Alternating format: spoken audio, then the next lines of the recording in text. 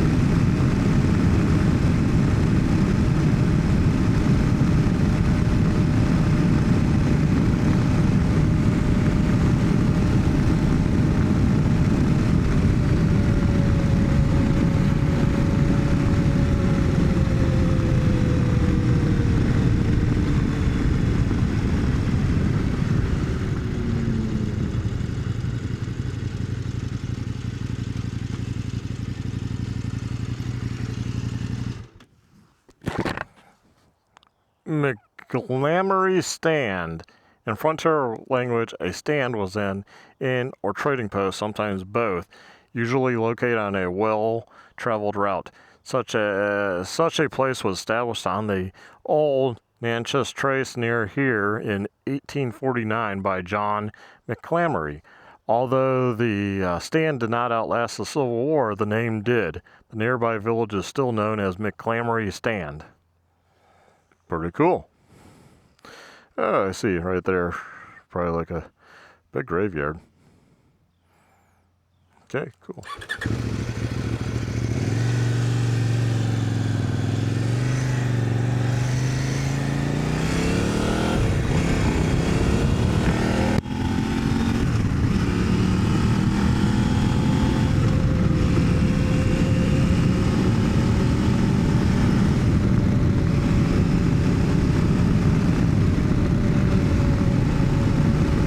School bus? Are you kidding me?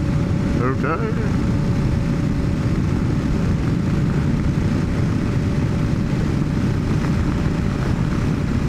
Huh. Just seems kind of odd a school bus is on the Parkway, but maybe from point A to B, it's the quickest and safest. I mean, it's a pretty straight road, right? There's no twists or turns. It's pretty straight. It's flowy, you know, for a street. It's flowy on a street bike. If you were going to get up to those speeds, you'd feel it then. You'd have speed here into the next corner, which is going to be a nice bank and a nice sweeper to the left.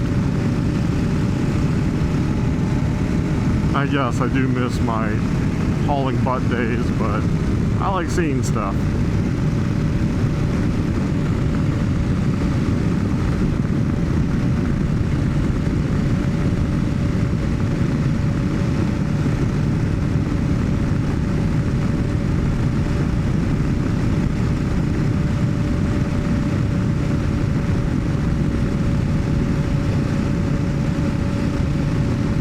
actually surprised there's not more bicyclists. If this was Colorado, this thing would be packed with bicyclists.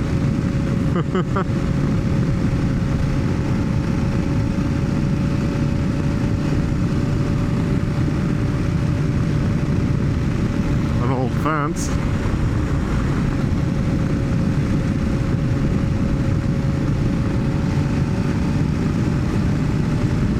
Sunken trace.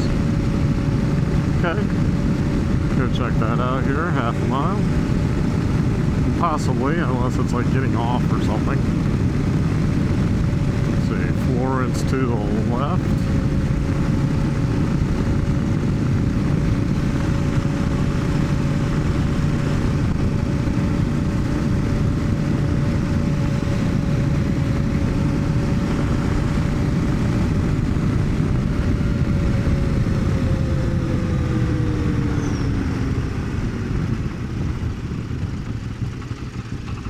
Sunken trace.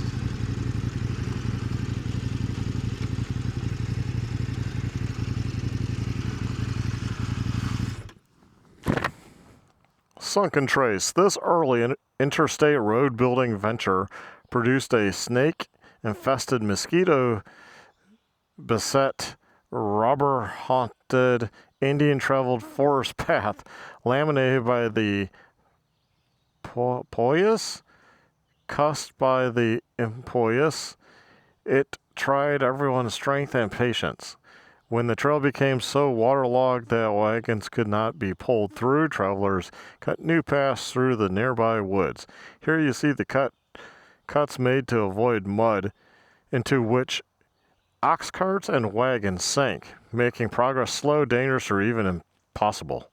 I'm guessing this right here is contributed to the old route, and maybe like through those wide trees over there or something. I mean, who really knows, but that's what it claims. Huh, okay. At least they give you a place for litter.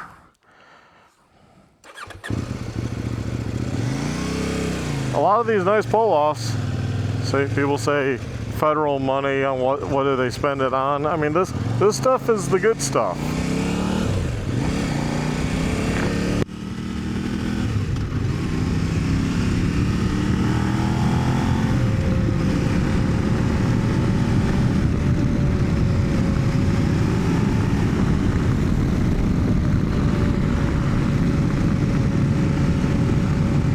This was obviously cut out for the road because of the bank.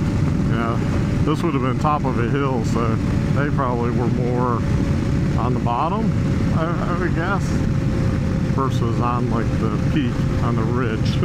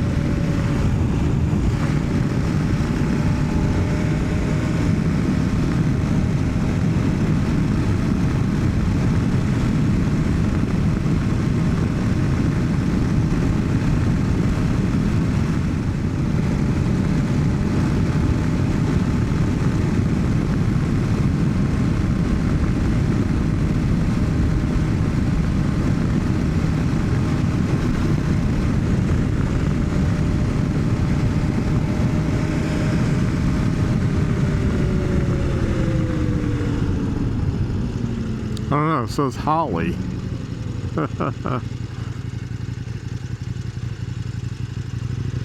And they built all these stairs, so that intrigued me. Like, into the forest.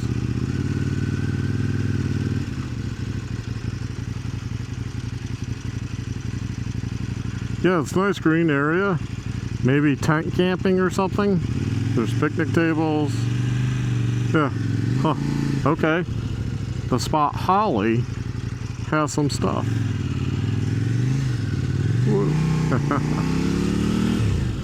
I mean, that's infrastructure. To me, it's weird, right? Nothing said you can camp there, but I mean, there's like old steps, and I mean, how many people are coming out and picnicking?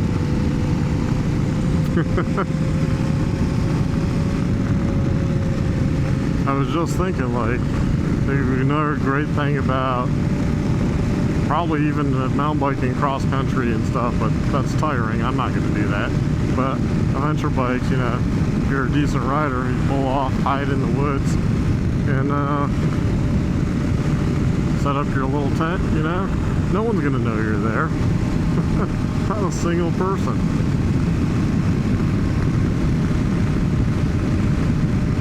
Sleep for the night. Pack up very early. First, you know, lights just barely coming up, and take off. I mean, no one has a clue. Just don't trash the place, you know.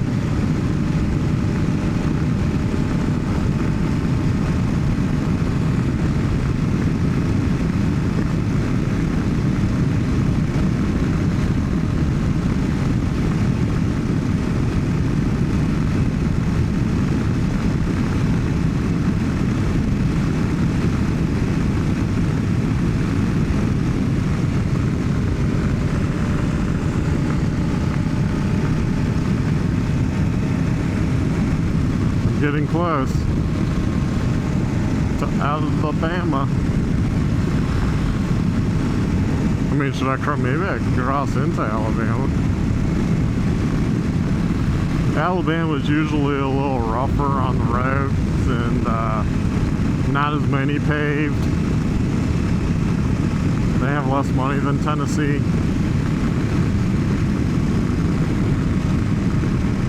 That's just been my personal experience. Like, tend to cross into Alabama and you're like, whoa, what's happening?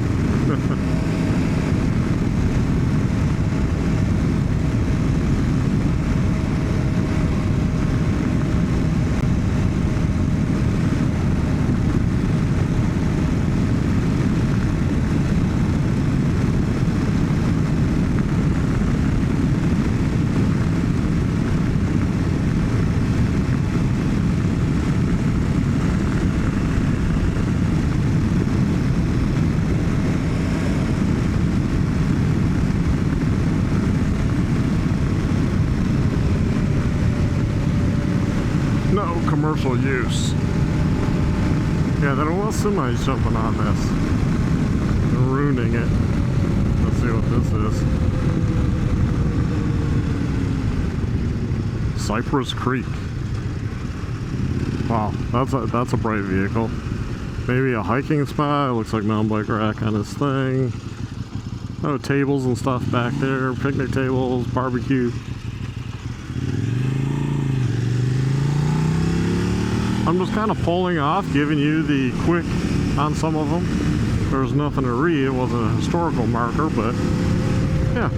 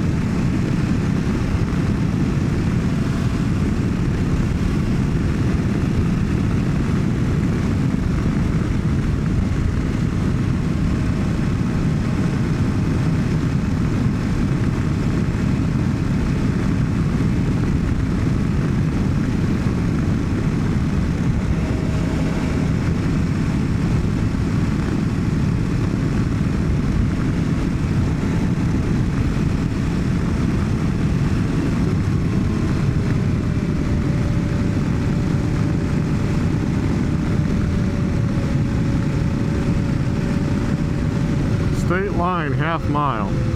Okay, and then I'll probably have to come back up to here. But let's go see the state line on the Parkway.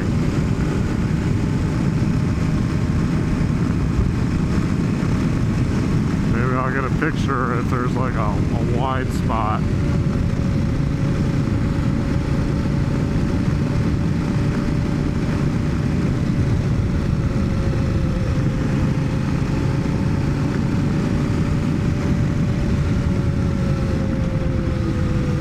Oh, right here. There is a pull-off. Alabama state line. Hey, cool. Then I can figure out where I want to go.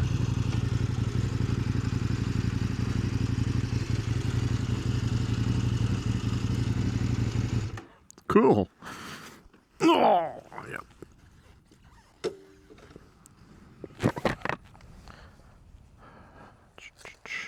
Okay, everybody, I made it to the Alabama-Tennessee state line. In 1663, King Charles II of England granted the colony of Carolina all land between 31 and 36 degrees north latitude from the Atlantic Ocean west in a direct line as far as the South Seas.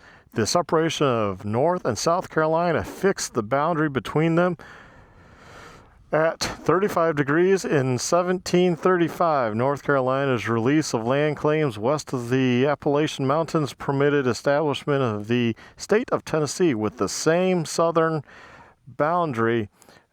John Coffee, one of Andrew Jackson's generals at the Battle of New Orleans, supervised survey of the line between 1817 and 1822.